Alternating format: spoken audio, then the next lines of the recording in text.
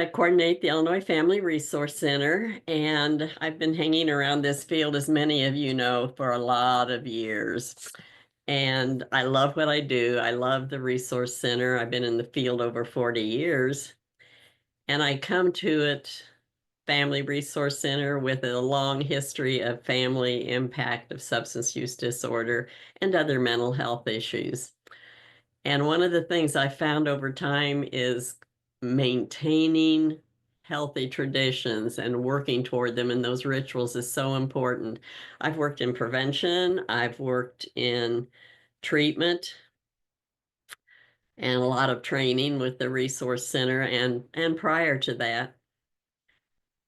But what I found was through all of those, it was important that things impact families, that we have traditions and things to fall back on. So that's kind of how some of this evolves. So we're going to be talking about maintaining safe and substance-free transitions for all. Christina, who's the education coordinator for the Resource Center and is based up in the Chicago area, is on here, and she will be monitoring chat. And we will, not a big group, so feel free to put something in, throw it in. This is a revision of the ones that address the winter holidays, but it just seemed so uh, almost kind of obvious to Christina and me last year as we started looking at what we wanted to do this year, that so many places do trainings around Christmas and Hanukkah and Kwanzaa and everything about how to handle the holidays. And it's kind of like a lot of things were getting lost in that.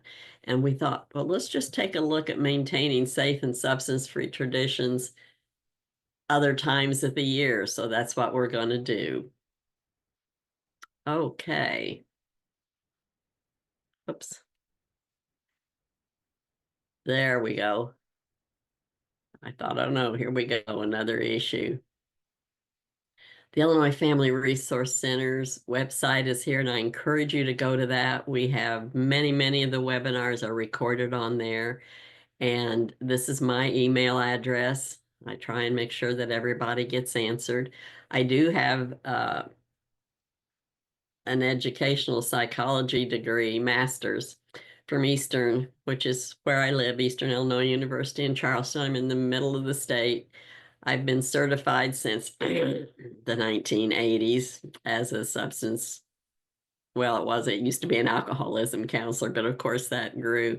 The other thing that I have that many people don't have is I'm certified as a partnership professional, which is a peer recovery, peer navigator type of certification. And that is also done through the Illinois Certification Board. I know there's a couple of others on here that have that, but we're rare, folks. There are not very many, and I like to keep promoting that because I know that families are so important. My life has been so impacted by 4 different generations of it. And look where it's led me. I've got all these exciting things that have happened in my life and wonderful people that I've met, some of them on here. And I'm sure you're all wonderful. I just haven't met you all. The other thing I often put down is a person with lived experience. I myself have been very fortunate in that I have not experienced substance use disorder myself, but my entire life has been impacted by a father, by a husband, by a son, and by a granddaughter. So I feel like this is something that I can offer resources for. One thing that's really exciting, about 11 years ago, there was discussion with some federal money through what is now super, and that's who our funding is through, about let's do a family resource center. And the first focus was how do we impact families of adolescents, because that's what the federal money was about. So the Our House put together, and they hold our contract for the state. This is a statewide program, though. They put together a proposal and were awarded it. And so the first 2 years, we did a lot of pilot work with families and adolescents. And then the next thing we know, about the third year, This was to be a 1 to maybe 3 year project, looking at the federal money that was out there then. And we moved to looking at emerging adults, which is really that 18 to 25 year, and started adding that into some of the things that we were doing, the resources that we were looking at, the information we were gathering. And lo and behold, we do the entire family now, because when we got to the looking at emerging adults, and a lot of what was out there was focusing on, I just want to give you this little piece of history because this is a tradition. We're talking about traditions, so let's kind of talk about how we got to this point. Um, what I shared as we moved to emerging adults, having children, I've got three of my own, raised two granddaughters, and then I had a great granddaughter for 5 years. So looking at that whole thing, emerging adults are not just the children of families that we need to be working with. They are also often the parents. And that's really how we expanded to doing what we're doing. We've addressed things from prenatally and to us old folks that are impacted by the substance use disorder. And that's really our focus for the Resource Center. But April 1st, we celebrated 10 years. And I just think it's important for those of you that attend our webinars, that meet us in exhibits and things when we're out there, come to our workshops, that we say thank you. We couldn't have done it without you being interested, without your support, without your um, working with us. And we are making an impact. One other thing that happened this year that I like to share is the National Association for Children of Addiction, which started back in the 80s. And many of the names that started that are still Claudia Black, Jerry Moe, Kathleen Brooks. There's many of them out there that are still hanging around and doing some great work. They're international now, and we've done some work with them over the years and promoted some of their program. You know, some of you have been through some of the training for the what's known as NACOA. But this year they gave us a certificate of appreciation. And it's more than that. We're posted on their international website as a resource, and it recognizes that we are really working hard for the children and for the families here in Illinois. And I just like to share that with you because, again, if it wasn't for those of you out there that are working, attending the trainings, using the materials and things, we wouldn't have this. And I really appreciate that. It's a great field to be in. The other thing that I just wanted to share is the circle of care. Yes, I know this doesn't necessarily meet the PowerPoint program, but I wanted to pull this in real quick. We were awarded this year a very large project called the Circle of Care through the Resource Center. Year-long project. It will end June 30th. That addresses one of my passions is, and it's one way it was recognized as something that would fit the Resource Center, is working with grief of children, of youth, and of entire families that have been impacted by substance use related deaths and disorders. But one of my passions that we've been able to, it's incorporated into this. You know, we know there've been lots of overdoses and children are not getting the help they need, but we have thousands of children that live in homes in the chaos, and there is grief for every one of those children for what they're living in. I've been that child. Um, and once the ones are removed, that's an absolutely devastating sense of grief. So this is building those resources. I encourage you to go to our website and look at all the information on Circle of Care resources from all over the state. There's comfort bags that are out there. There's toolkits that you can access on how you work with children, youth, and it impacts their families. So take a look at our information on the Circle of Care. I'm really proud of this project, and we were able to hire some outstanding staff to work with this. And then Christine and I kind of hung in there too, because come June 30th, this will be part of our responsibility to sustain this. Whoops, going the wrong way. Okay, for those of you that aren't real familiar, you know that we provide information and support. We don't do direct service. Yes, I'm qualified. Yes, I did years of direct service, and sometimes I miss it, but I really like what I'm doing now. I like sharing information. I like gathering information. And the goal of the Resource Center is to provide information and support on substance use disorder, mental health issues, gambling disorder, and those related issues. Um, those resources can go to anybody, even out of the state. But one of the primary focuses we have is for human service providers, definitely super treatment people and treatment providers.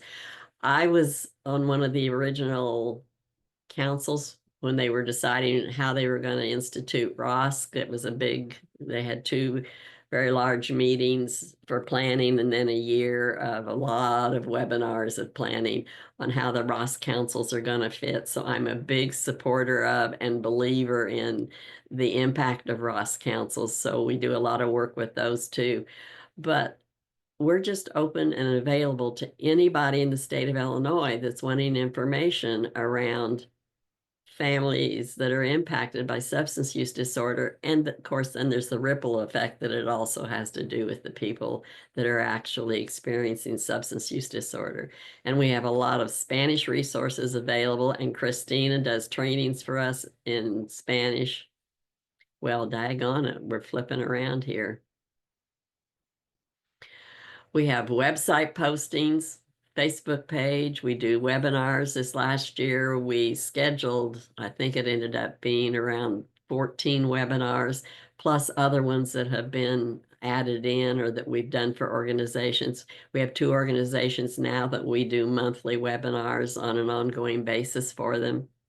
Um, and that's just kind of a different way of going about it. We have continuing education credits on all the ones that we do. We apply for those. We are also approved by the state of Illinois to do LCPCL.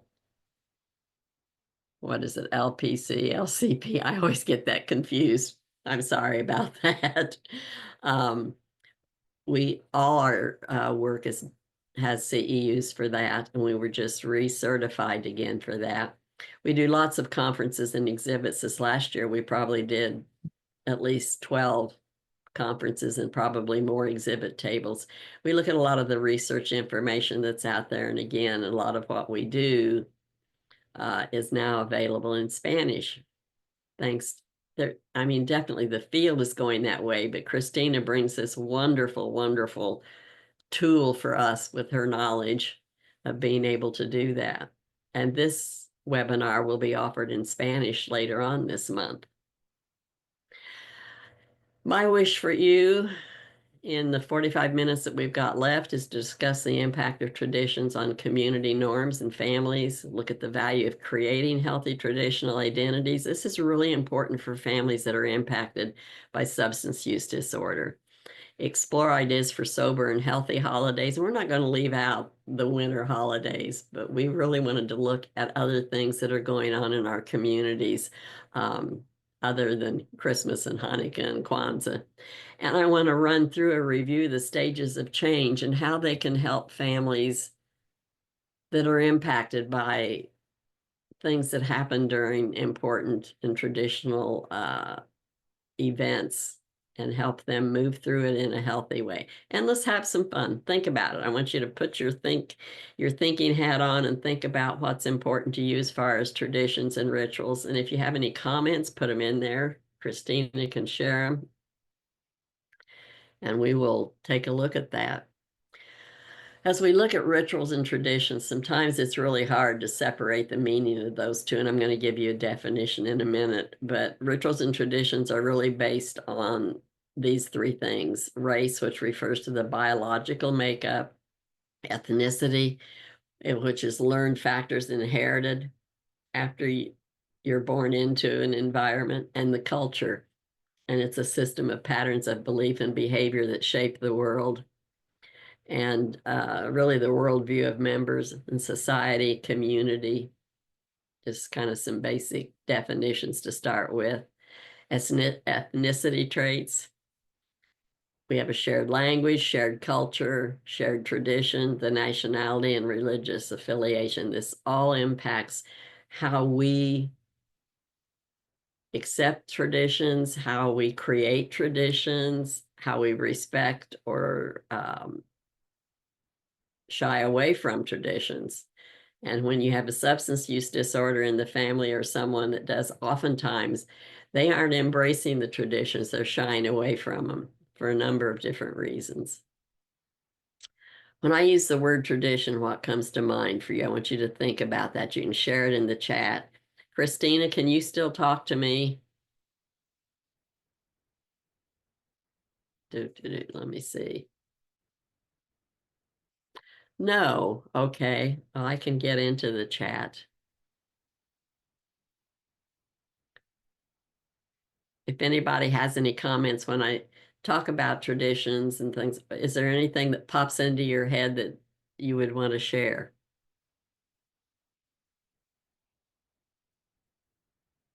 Okay, let's just move on. You'll think about it.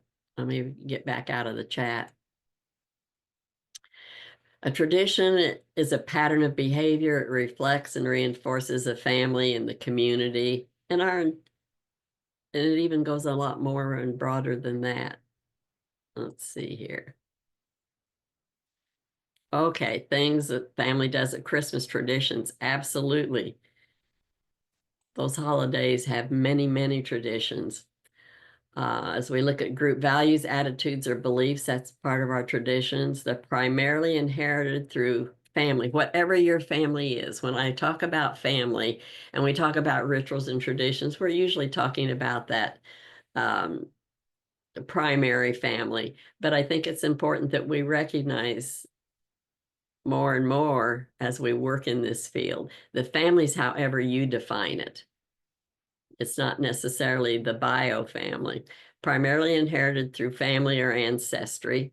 And it oftentimes reflects the history of the family, of the ancestry. In looking at rituals, there are a series of actions or behaviors performed according to a prescribed order. A ritual it usually almost has steps. They may not be written down. Some of them are, especially some of our faith-based rituals are very much prescribed. And traditions are more custom or belief, behaviors that are passed down from one to another. I put these up here because I thought, we've got community groups that get together as part of a tradition. We have certain family visits that are part of our tradition. Then there's always Thanksgiving or somewhere that there's darn good food. And it becomes part of a ritual. Traditions are really important because if you look at as we develop, as we grow from children into preteens, into teens, and into adulthood, we are consistently looking for who am I, what is important, what is ahead, and who do I want or will be. Let me check chat here. We're going to have to solve this. Oh, I like this. Every Halloween, we leave meatloaf cooking in the oven while we go out trick-or-treating and come home to a great meal. My kids look forward to that every year. See, she's created. That's what I really like is we are not just falling back on old traditions, but we can create our own. And I like that one. They help us create our own identity as to who you are. It helps define what is unique and important to a family and community. Helps us understand what to expect in the family, community, and social settings. And it helps clarify and support our values. And as I look down this, a lot of training that I used to do was around the developmental stages and the times that we looked as to who am I, what is important, what is ahead, and who I want or will be being so important. And as we started looking at traditions and as I started digging out more information about traditions, these things just seem to fit together so well. As we look at self-actualization, all these different stages. I'm not going to spend a lot of time on it, but I just think understanding that rituals and traditions, if we were together, person to person, face to face, I'd actually make this an activity. How does rituals and traditions fit in and support this reaching self-actualization? A little hard to do in an hour's webinar. Whoops, we're going backwards. Many think that traditions only happen around holidays, but that's not the case. I think that because traditions are very prevalent, then there are other traditions, though, that I find as I've done more work with this and as um, I coordinated outpatient services for a number of years, and we spent quite a bit of time and built into what we were doing with the clients and their families because we had a lot of family involvement. Whoops. I apologize. This is so sensitive.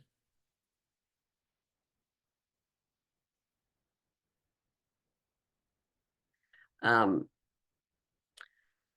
we worked with a lot of the DCFS cases because we had one of the contracts for this area of the state, and that was part of our outpatient services. So we did a lot of work with traditions and helping families, however they define families, work and put those together. And I think it's important to think some of the most magical memories that become traditions are those you've created without realizing what you were doing at random times throughout our lifetime. And we integrate it into our communities and into our families. I'll give you an example.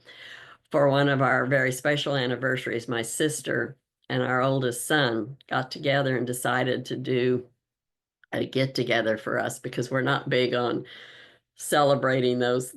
That's just not, we don't go in for big parties like that, but they did a very special thing at what's called Whitetail Crossings in the rural area here in Illinois. Beautiful log cabin. All our family came and they invited lots of friends, and we had so much fun sitting around the fires because this was done in the first week in November, and playing games and doing things in these wonderful country cabins and things that we now, 12 years later, the family still does that on a yearly basis. It's become a tradition. And the one during the pandemic when we couldn't, it was very difficult for us to find those alternatives. So I think that understanding how integrated those become is really important. Okay, let's see. An example of creating those things is a traditional family trip. It might be based on cultural heritage, something that you have heard about your family, that you know about your family, and that you want to explore, or something that you're just carrying on. A traditional family meal started by grandparents, those kinds of things. Since we aren't having much luck with the chat, I will eliminate that. But I want you to think about some of those family traditions, there's grandpa and granddaughters standing and watching a game as part of a tradition. Fixing meals together is part of a tradition. Those are pretty simple things. When I saw this, I'm big at putting things like this in webinars. Those of you know me are familiar with that. When you're young, your grandparents try to tell you their history. Yes, believe me, being a grandparent, I understand that, especially since we raised two of our grandchildren. And the thing that's interesting now that they're adults, they'll ask a lot of questions about the history. Things when they were younger, they didn't want to hear it. But they will try and tell you about their history, and you don't care because it doesn't interest you at the time. As you're going through those developmental stages, you're not really ready to always integrate that. And later on, you wished you'd written down what they said. We do have some value. I think that children, in some instances, hang on to traditions more than you'd realize. So I've got a almost 8-year-old great granddaughter that lived with us for her first 5 years, and now lives with her dad and bonus mom. It's great. We're still very interactive with them and everything. But for her, this trip to Whitetail Crossing, she went when she was little, and she's gone several years now since we've been able to go back. That is a tradition for her. She, at almost 8 years of age, values that tradition. and sees that as part of who she is. And I think that those things are so important. Without family traditions, many of our stories, family stories, our beliefs, our teachings would be lost through the generations. The traditions help us carry those on. And I love this example. Many traditional folk dances wouldn't still exist today if it weren't for our traditions being passed on. And I have two things there from two very different cultures. And as I look at the one of square dancing, I don't even hear much about square dancing anymore. In Charleston's, it's not rural, but it's pretty rural. We're in farm country. I live in the country. There's a field across the, cornfield or bean field, depending on what year it is, across the road from my house. Growing up, though, I remember square dancing being a very big part of the cultures of rural Illinois. And you don't see that as much anymore, which is kind of sad. But I'm sure that there are some places that do that, some families that it's still part of their tradition. But if we don't carry it on, they end up disappearing. Many traditions often influence community attitudes towards substance use and abuse, which is part of why we're doing this, is to think about how that fits into our traditions and how it enhances them and how it really impacts families and communities when it becomes an issue. Looking at things to consider, the number of liquor establishments. Traditionally, we don't think of that as being something that has to do with rituals or traditions, but it does. How many people, when they get off work, go for their drink or go for the evening or meet their buddies there, male or female? What type of community events that may or may not include substance use? You're needing to think about those things. I think a good example is, well, let me go up here and check chat real quick, though. I see somebody popped in here. Okay. John, every time we had a major storm, summer or winter, we put a light in the window to be a beacon of safety. Oh, I love that. That's great. Looking at those traditions. I was just telling my daughter that when I was in elementary school, square dancing was actually a unit for PE class. Really? I didn't know that they did square dancing up north. I think that's great, Christina. I like that. I think an example, and it's especially pretty prevalent through part of central and southern Illinois, is beer tents at county fairs. Well, we also know that the State Fair of Illinois has a beer tent. And at times, I think that's kind of, what kind of influence, people look forward to the county fairs and children are there and everybody's running around, but when there are beer tents, what message is that sending? And I know there are many communities on south of us here that do Oktoberfest events, and I've never heard of one that didn't have a beer tent. So if that's part of the tradition, I don't know, how is that impacting positive or negatively the families that use that as part of their tradition? Since every family and community is unique, the traditions created by each are sure to be unique, and how it impacts them are too. And it's kind of thinking of what can your role be to make these traditions be supportive of what you're wanting to do and how you're going to impact the families and communities rather than being a big drunk scene or something like that. Oops, come on. Now my slide doesn't want to move. Okay, let's do it the other way.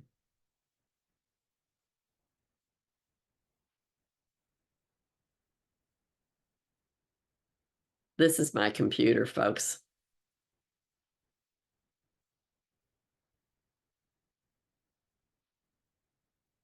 Okay. I've been using the keys and it doesn't want to work now. The impact on children and families, a great way to provide stability and routine for our children is to look at these rituals and traditions. It tells our children personalized stories. When I talk about for our anniversary, we started this tradition of whitetail crossing events for my sister's family and all of her kids, and my family and all of our kids. And that goes now through 3 generations of what's important to us, that coming together. And we have very traditional things that we do there. We always have a big fire going outside, even when it's cold, and everybody wraps up, goes out there and sits. And we have certain, I know it sounds crazy, but when you make these big fires, you have to have sticks to push the wood and stuff. We have sticks that go with us that we have identified as our whitetail crossing fire stick. They also create a way a person's cared for within the family and community. That's largely influenced by the traditions and rituals, and it influences the choices and decisions that are made as we move to the future. Well, boy, let's see here. There we go. Here's some more examples of different things, not just during the winter holidays. A lot of communities get together, or after Little League practice or softball playing, those kinds of things. They get together and have an event. We have our faith-based events. This time of year, there's usually, oftentimes there's all kinds of graduations through May and June, and oftentimes then again after summer school. These events can create traditions for us and how they're celebrated. Living in a football community, which Eastern's pretty big with football, you have all kinds of parties around that. You have when you go past the football stadium, absolutely full of food being served and people sharing. And in the fall, you have all kinds of Halloween contests. That goes back to Christina talking about what they do on Halloween and how that's become a tradition. But for many, this is part of the tradition, and that's one thing that we need to take a look at. My husband's got 40 some years of recovery. So folks, recovery works, recovery's possible, and I've still got him. But I can remember a couple of holidays when he was drinking that he never made it out of the car into the meal. And that, I think, certainly impacted my children and my sister and her family. You know, it's all part of that and what it did to the tradition for a while. Here's another one. We're going to go places, going to go to the races in the summer. We're going to go to the ball games in the summer, etc. I think that's kind of interesting that they have a fake doll that they're carrying their booze in. Rituals and traditions when they're violated. And quite honestly, I do want to say up front that I think there are a number of rituals and traditions that are just created out of using. That is the ritual or tradition. You drink certain things uh, that have a structure to them for certain events. You're using certain substances. That's what it's about. For some, when you look at different holidays, that is not just everything true and good. Those holidays may be celebrated and the tradition be drink this, use this, etc. So we have to remember that we're looking at how do we change those traditions to healthier things. And that created some really interesting discussions with people in outpatient services. I like to run groups, so I did a lot of groups, even though I was coordinating the services, and it was interesting to hear them talk and actually make plans. We would challenge them, what's one thing you can do to change that tradition to something healthier? And it may just be one step at a time. And then we also need to do that for families. How do you take steps towards making it healthier for you, even if you can't bring the rest of the group along? But we know that when violated, they can create a lot of Emotional issues. It can create chaos within the family. Absolutely. And the community structure, especially if you end up getting a DUI or picked up for driving under the influence on your way home. It sets unclear guidelines for those traditions, especially for the children that are observing it because they aren't sure where those boundaries are, and other members of the family. It's often very difficult. It impacts how the family functions within their own community. Where do you fit? What do you go to? How are you invited to things? How are you accepted to things? This is often seen at county fairs and at the Illinois State Fair, and I just kind of challenge you to think about how do you feel about the messages this sends if these are sitting around the table when we have other types of events going on. I'm not saying it's, I don't want you to be judgmental. I'm not judgmental. It depends on the circumstances as to what my reaction is. But it's things that we need to think about because we are influencing communities and generations of children. And it's pretty crazy out there right now. So children need that sustainability for feeling okay. How do you feel about the message this sends? As I was looking at different things to use and to post, this one kind of hit me because I know the impact of alcohol on development. However, I was probably the child that when my dad sent me to get him a beer, I had to stop and take a couple of sips of it. I feel very fortunate that I never, as I grew into my teens and stuff, I was not one of them that went to the, I would go to the parties and I was the safe driver. I wasn't the ones that were drinking though. But this kind of, I think sometimes spurs some thoughts. If anybody has anything to stick up in the chat about this, just let me know.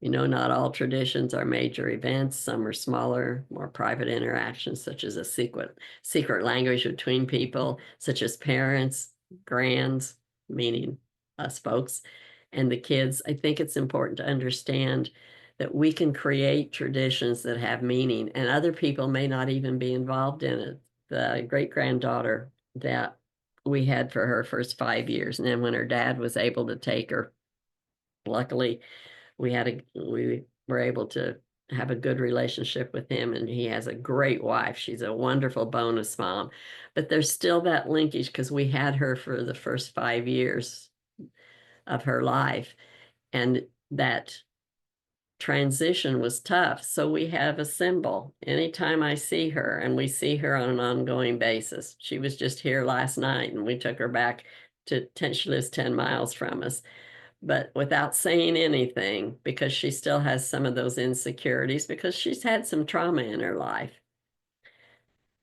I'm always with you. It's that secret language between people. We don't have to say anything. She knows that that means that I will always love her. I'm always with her, even if we're not face to face. Those kinds of things are really special and they become traditions. So look at how you can create that. How can you help the people that you're working with that may be struggling with keeping their family together? They may be working with their recovery journey. Those kinds of things are traditions and rituals that are really important to creating that healthy environment. In a chaotic and confusing world, sometimes we need a little consistency, and that's what we really need.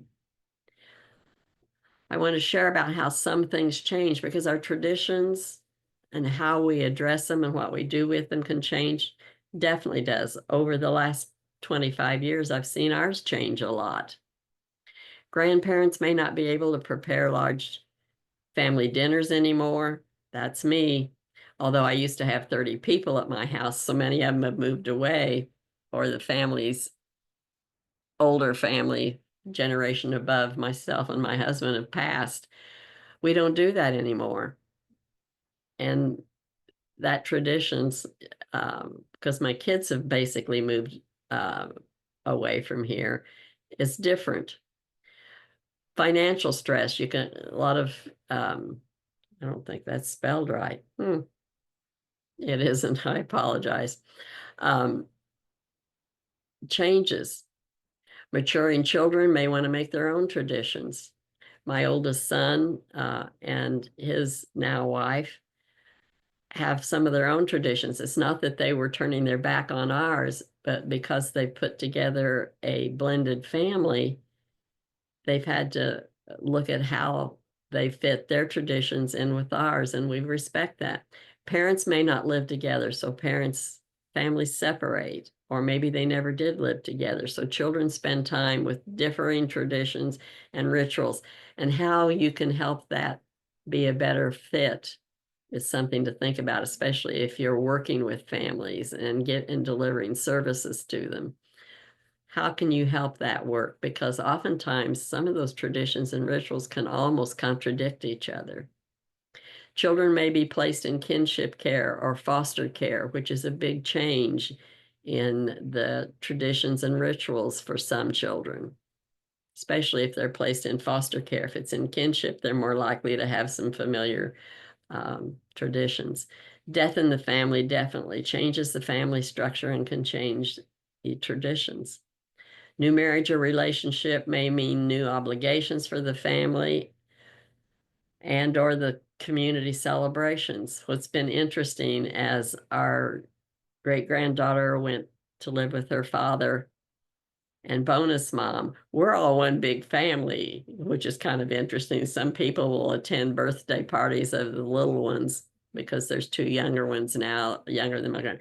And people that come in and don't really know us, they'll say, well, they'll wonder who we are. They'll wonder who my other granddaughter is that also goes.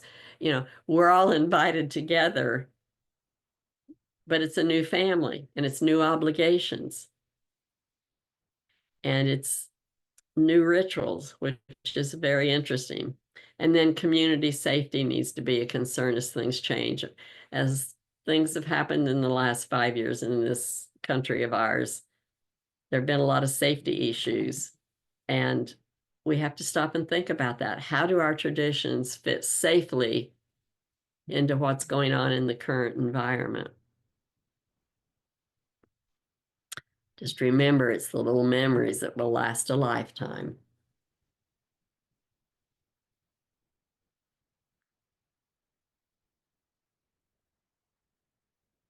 I just want to check and see. Oh, every Easter we light a candle. I love it that you keep adding traditions in. I like that. I love hearing about people's traditions. I put this in here because we'll send you a copy of the slides. You can use them or not. But I just kind of went through different things to think about that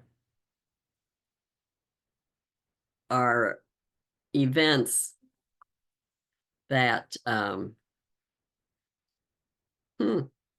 I thought my phone was on vibrate, um, that carry a lot of traditions with them. So you'll have some dates in there. We know that coming up is Memorial Day. And for us, that means school's out in this area of Illinois. And we'll see parades, even in a lot of our smaller communities, you'll see parades. Fireworks. Fireworks is very much a tradition in this area, and I think it is in most. We have Labor Day in September, and that kind of kicks off the start of all the fall stuff. Around here, softball's just started. My almost 8-year-old great granddaughter started softball. I'm going, she's in second grade. She's got 3 games the last week of school, but it's a big deal here. T-ball, Little League, softball, and then the high school and college games, and soccer. These are events that become tradition. If your children play, then you look forward every year to them playing. And as a result of that, oftentimes then you'll have community get-togethers with the teams or maybe one of those traditions is always going to Dairy Queen or wherever you go to get your milkshakes after you play, those kinds of things. Those are rituals and traditions that are important. Another thing in the summer, the fire pits, big here. And it can be happy times, and if there's a whole ring of beer around there, maybe things are not quite as safe. I said that I wanted to kind of talk about, woo, this moved. I had this all fixed. About the stages of change and using tools so that families can move forward, even at taking care of themselves. And I adapted this from Sandy Swenson. When I've done this before, it was really focused on Thanksgiving. But she stated the home was full of laughter and the smell from the barbecue around to be thankful for. But things quickly changed when addiction joined the family. And it feels like another lifetime ago. Looking at those things, as things change and as addiction joins the family, what happens um, with our traditions and rituals changes. The events might look completely different nowadays. The laughter and smiles have been replaced with the token of substance use disorder, an empty place at the picnic table, the unspoken feelings of disappointment, anger, and fear. Whatever we feel, thankful we're not. In other words, there's a missing person there. Even if they're there and using or under the influence, sometimes it feels like there's an open place at the table. Those of you that are familiar with the stages of change, I'm not going to spend a lot of time on this, but just pre-contemplation, contemplation, preparation, action, maintenance, and relapse. If you're in the substance abuse field, this is a big part of what you've done at some point. This is a tool that I just thought seemed to fit, and tips for change in facing the holidays or events. If you look at the stages of change, pre-contemplation, if you're that family member that's feeling the impact of somebody's substance use disorder, and this is a traditional summer reunion or get together, and yet that person's missing, let go of the expectations and feel your feelings as part of the pre-contemplation. Don't be in denial. Move past denial. Help family members do that. You get to the contemplation stage, appreciate the family members who are here. In other words, recognize that some things may need to change, that there is something going on, but appreciate the family members that are there rather than worrying about the ones that aren't. That's easier said than done. I know, I've been this person. As you look at preparation for change and changing your attitude and how you manage what's going on, plan or start your own traditions. You may need to change those a little bit. When you get to the action stage, be intentional about gratitude. Be grateful for what you've got. Be grateful for the people that are showing up and participating. Be grateful for the experience that you've had and the opportunity to have your own recovery journey and come out feeling better. When you get to the maintenance stage, let yourself know that healing can happen and hope will become part of that. Moving forward, you can't fix that empty seat at the table or that empty place at the picnic table or at the Thanksgiving table, but you can move yourself forward and let the healing begin and understand that hope will come. And those seem to be a good fit. And I've used this tool with people before when we've done some training and talked about face-to-face some scenarios, and it works. One of the things that we always try and do is just give you some tips. Navigating emotions. Unwrap the layers of emotional baggage when you're trying to deal with holidays and traditions. Break free of the perfect event. Not everything's going to be perfect, and accept that. Some of the things are going to juggle just a little. Somebody won't be able to come. 2 years ago at Whitetail Crossing, my son that lives in Colorado was supposed to be here, and there were a couple of last minute things and I hadn't seen him for a couple of years that came up.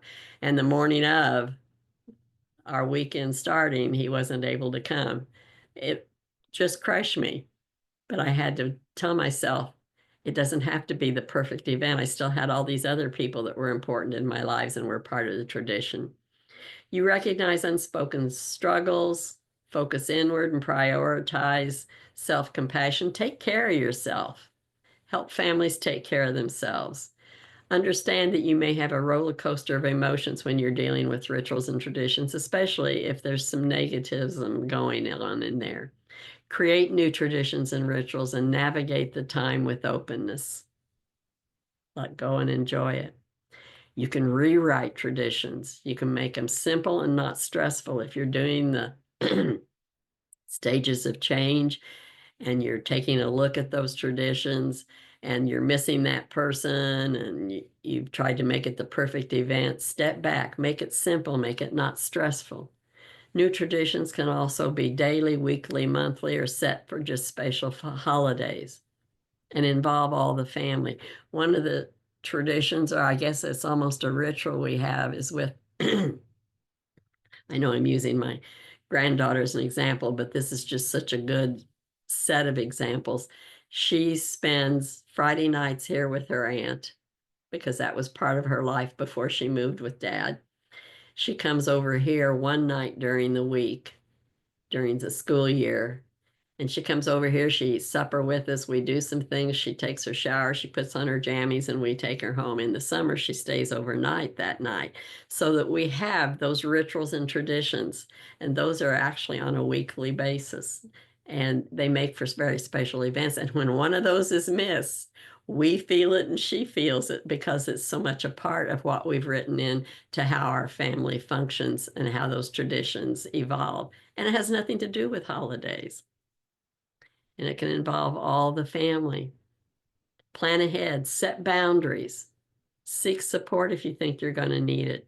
Engage in healthy activities. These are good skills and good tools for someone that's actually on a recovery journey themselves, not just the family members, but to look at this. It fits all of us. Engage in healthy activities. Work on a self-care plan.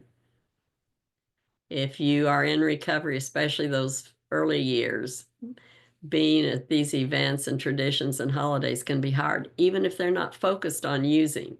It's just that stress of how do I fit in? Where do I fit in? So these are some tools that you can use along with the families. Practice mindfulness. Holiday recovery support, plan soft social events. Attend events where substance use is not an issue. That doesn't mean that it won't be served. My husband goes to all the Whitetail Crossing events. He goes to all our family events. He's got 40 years of recovery. At the same time, that doesn't mean there's no alcohol there, because there is. But it's okay and safe for some of those members. And being able to manage that, of course, after 40 years, it's not as difficult. But being able to recognize where substance use is not an issue and attend safe community celebrations. Take time to attend area festival shows, celebrate with faith community, participate in recovery self-help groups, and that's for families too. There are self-help groups for family members that are navigating a recovery journey in their own life as it relates to the impact that substance use disorder of their loved ones had on them. Volunteer to help community programs. And then some tips for staying sober through the risky times. Put sobriety first. Support your person that needs to put sobriety first. And that was a little hard for me at first because I didn't understand quite that impact, but Al-Anon was a lifesaver back then. Practice an attitude of gratitude. Be grateful for what you've got, not for what's missing. Don't focus on that. Practice a spirit of kindness and be kind and loving to yourself. And here's some last thoughts. We're just right at that point. Where are you in the stage of change as the summer season evolves? Have you got events that you're concerned about that are part of traditions and rituals that maybe someone's missing? Or do you have clients that you can help them work through that so that they, as a family member, can move forward? Can you help families that are struggling create traditions? What tradition are you going to experience, enhance, or work on creating? Don't ever quit. I think that it's important that we keep recognizing how much a part of us our traditions and rituals are. And if they aren't on the healthy side of the continuum, what can you do to move them to that side and have safe and peaceful events? And that's the slideshow. I think that I wish we were doing this face to face. Anyone else? Anyone have any questions, comments?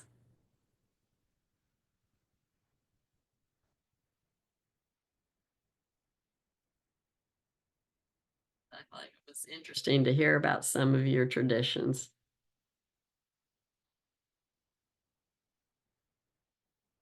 Thank you. I love sharing my experience, and a lot of it just comes from experience. When you had this many years of experience, you learn a lot.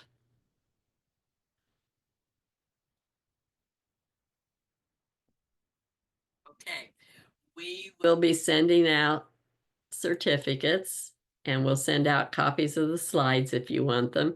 If you have any questions, if you want ideas, if you want other resources, you're welcome to get a hold of us. That's what we're here for. And if you have any ideas of webinars or face-to-face in-services or something that you would like, get a hold of either Christine or I. We can develop. That's what we're here for. We can develop it. We can work with you to make some of our webinars fit for specific things that might be important to all of you. So don't hesitate. That's what we're here for. And I want you to have a very safe and wonderful Mother's Day if you're a mother. And remember your mother if you're not. And I appreciate all your comments. You guys are great. And that's, again, it's a thank you. That's why we're here after 10 years. We will see you later.